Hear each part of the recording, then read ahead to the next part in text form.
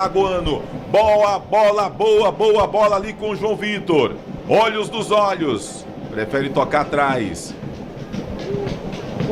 JP domina, trabalha de novo, recebe, vai chutar direto. Tabelou com Felipe Carvalho, chega a defesa. Rogerinho!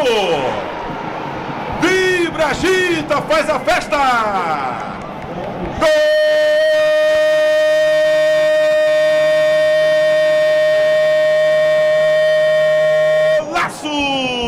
Do Guarani, Rogerinho é jogador que arrebenta.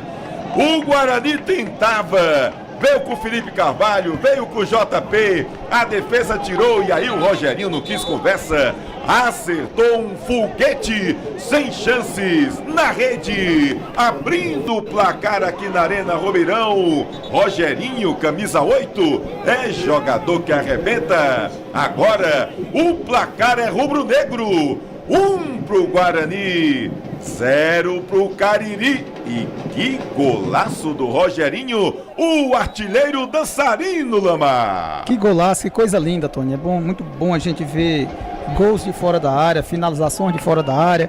E o Rogerinho vinha se destacando, não foi por falta de tentativa que o Guarani fez esse gol de fora da área. O Guarani já vinha buscando esse fundamento há muito tempo, né? Se a gente for botar no papel aqui, o Guarani teve umas 8 finalizações